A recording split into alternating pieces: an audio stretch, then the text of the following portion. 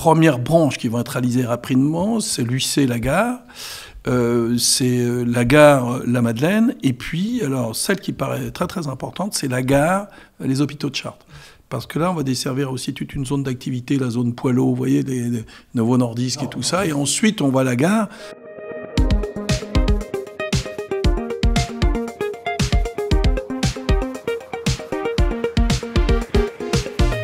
Bonjour à toutes et à tous, à chacun, chacune, heureux de vous retrouver aujourd'hui dans Chartres et Cimo, l'émission bimensuelle de Radio Rancière dédiée à la vie municipale et communautaire de Chartres Métropole. Bonjour Jean-Pierre Gorge. Bonjour. Nous allons parler aujourd'hui d'un équipement qui est encore en gestation, mais qui va permettre aux habitants de Chartres Métropole de se déplacer plus facilement et plus rapidement d'un bout à l'autre de l'agglomération. Il s'agit du BHNS, retenez bien cet acronyme, BHNS, le bus à haut niveau de service. Alors votre adjoint Guillaume Bonnet nous l'a présenté dernièrement en disant qu'il s'agissait en quelque sorte d'un métro sur route.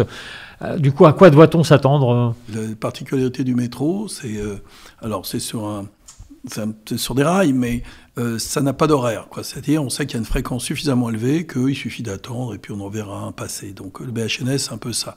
Et la particularité aussi qu'il a, parce que moi j'ai vu l'évolution entre le métro qui était sur des roues en fer et puis quand il est passé sur pneus, quoi. Parce que la ligne, je me rappelle, Clignancourt-Orléans, quand elle est passée sur pneus, là c'était un confort, parce que dans le métro, on s'amusait d'ailleurs à refaire le métro de temps en temps après être sorti, mais sur pneus, donc il y a un confort.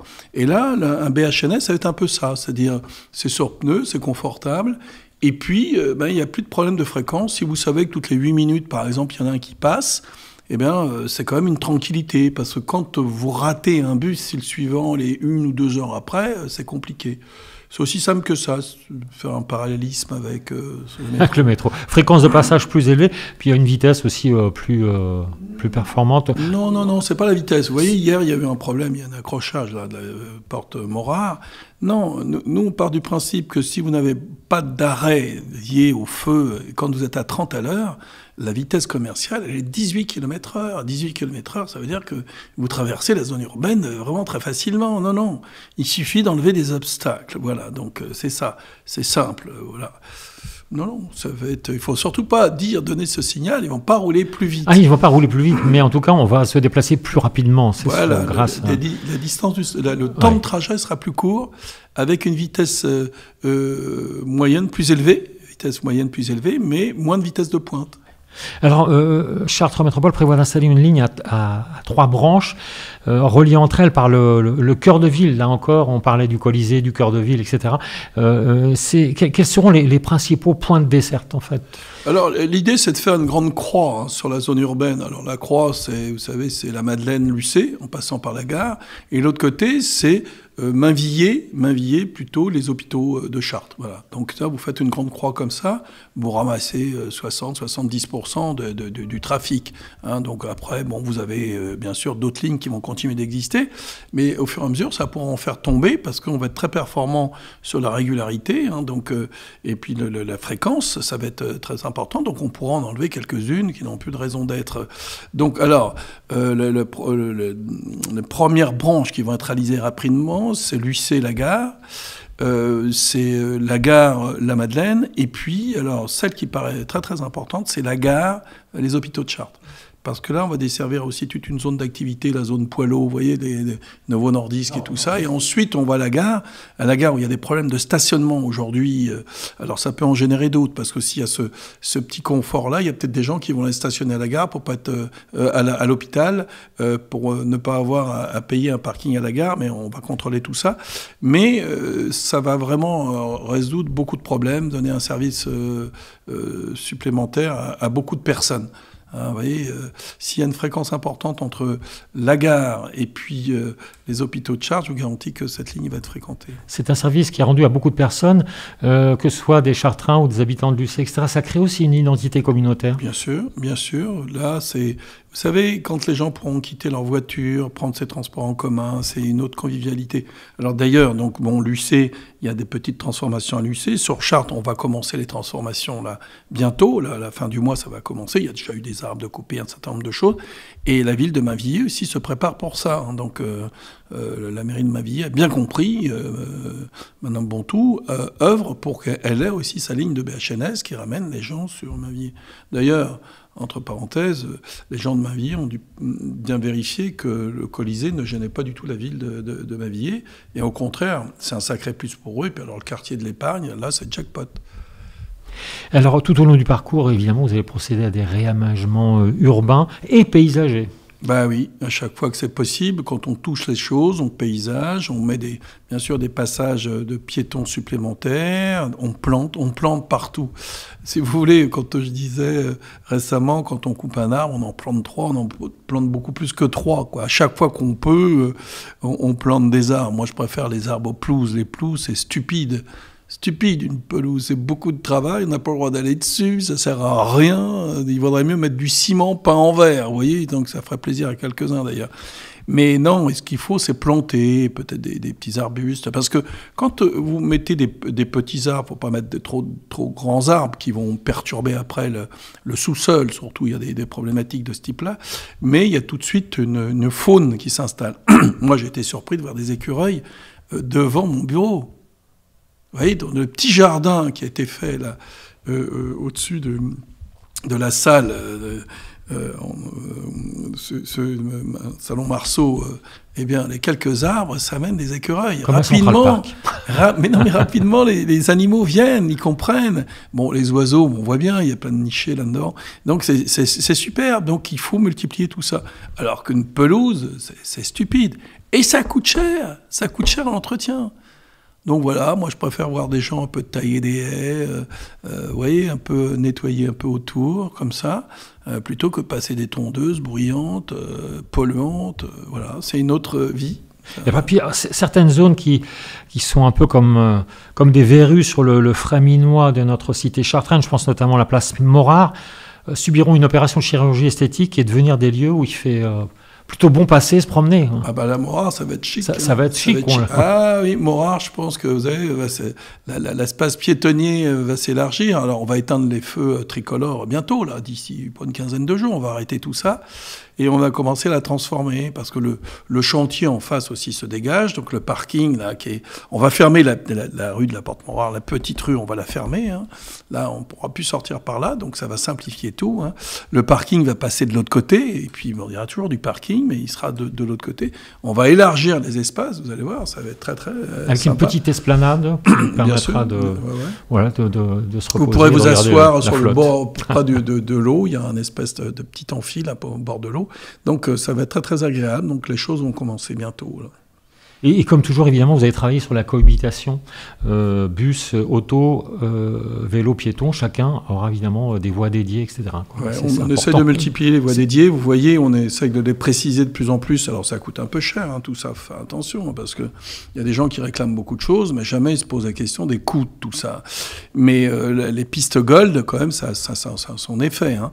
Donc partout, on va les multiplier. Et dans l'hypercentre, là, pas de marquage au sol. Tout le monde peut circuler en même temps. Le piéton et le vélo, ils peuvent se déplacer en même temps. Pas de sens de circulation, les voitures peuvent rouler dans tous les sens. À partir du moment qu'il y en a moins et qu'on roule doucement, tout est facile. Si vous augmentez le nombre et puis que vous augmentez la vitesse, alors là, c'est la catastrophe. Là, c'est accidentogène. Mais regardez, à l'hypercentre, c'est apaisé. Les voitures rentrent moins, il n'y a plus tous ces livreurs, là, cette folie. Ceux de e-commerce, tout le monde dit oui, l'e-commerce, ça génère des cartons, des emballages. Mais non, ça génère plein de circulation de voitures dans tous les sens. Des types qui font la compétition, leur voiture blanche, là, chargée de colis, ils touchent quelques dizaines de centimes d'euros par livraison. Il faut qu'ils roulent à fond dans tous les sens. C'est infernal, cette vie. Oui, toute cette mondialisation avec ce e-commerce et ces e-voitures qui roulent n'importe où. Ben, vous voyez, dans l'hypercentre, terminé, fini, dernier kilomètre, c'est pas ici. Alors, les travaux démarrent ces jours-ci, donc se poursuivront jusqu'à l'été 2025, qui vont évidemment impacter la vie de ceux qui prennent le volant ou le guidon pour aller au travail, à l'école ou ailleurs. Vous allez évidemment régulièrement informer les Chartrains de ces changements, organiser des réunions publiques. Bien sûr, on a les déjà Chartrains beaucoup. seront associés. Oui, ils sont déjà associés, il y en a beaucoup. Alors, la difficulté, oui, c'est bon, la branche Lucier-Lagare, c'est facile. Je veux dire, la gare, les hôpitaux de Chartres, c'est facile. C'est la branche la gare La Madeleine, parce que si on monte par la rue Jean Mermoz, là-haut, c'est compliqué, parce qu'on n'est pas directement dans le quartier, donc on va laisser cohabiter deux systèmes pendant un certain temps. Donc au fur et à mesure, les gens verront que le BHNS les amènera plus vite à la gare, ça sera plus confortable parce qu'il y a une fréquence meilleure, et là on verra comment on organisera de l'autre côté, mais c'est plus difficile, parce que le BHNS, il rentre pas, il traverse pas toutes les petites rues qui conduisent au centre de la Madeleine. Pour aller à la Madeleine, il faut monter la rue d'Ablis, après Jean Mermoz, donc c'est plus compliqué. Et cette ligne-là, elle ira aussi jusqu'au parc d'Expo, là-bas. Vous voyez, alors quand toute la partie commerce aussi va se développer sur le plateau nord-est, ça va servir énormément. Mais le jour où, vous voyez, par exemple, vous avez les nouvelles artisanales. L'artisanal, c'est Chartres. Avec pendant 3 à 4 jours 70 000, 80 000 personnes, avec le BHNS, les gens pourront revenir en centre-ville facilement. Ça va être une navette, presque un relais des portes, mais celui-là qui est vraiment dans une forme de croix qui va jusqu'aux extrémités. Donc là, il y a un trafic important. Donc c'est une ligne particulière, elle est plus complexe. La mise en service est donc prévue pour septembre 2025 avec une flotte de bus renforcée. Alors, certains se demandaient si des bus électriques allaient faire leur apparition dans nos rues. Ce ne sera pas le cas pour des raisons de coût, mais aussi de fiabilité. Oui, certains l'ont fait, une vraie catastrophe. Oui, mais ça ne marche pas l'électrique. Non, mais les gens, ils ont du mal Les Allemands, vous avez vu, qu'ils sont en train de retirer les fabrications de voitures électriques. Les gens rêvent. L'électricité, vous ne pouvez pas le stocker. L'histoire des batteries, il faut arrêter de rêver. Si on pouvait stocker facilement une batterie, on aurait organisé beaucoup de choses de manière différente.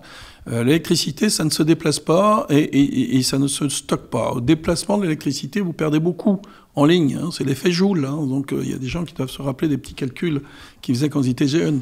Donc c'est compliqué l'électricité. Et puis maintenant, c'est devenu dangereux. Et puis alors, le process avec l'hydrogène, mais par le principe d'oxydoréduction, alors là, c'est d'une dangerosité incroyable. Il y a eu des accidents. Quand ça pète, ça fait mal. Il y a des bus qui ont eu des accidents et il y a eu 20 morts, mais pas par le choc de l'accident, par le fait que les batteries explosent. Et en fait, vous avez un problème avec l'hydrogène, c'est que vous ne voyez pas de flammes. Les flammes, vous ne les voyez pas. Donc les pompiers ne savent pas où intervenir. Donc c'est très compliqué.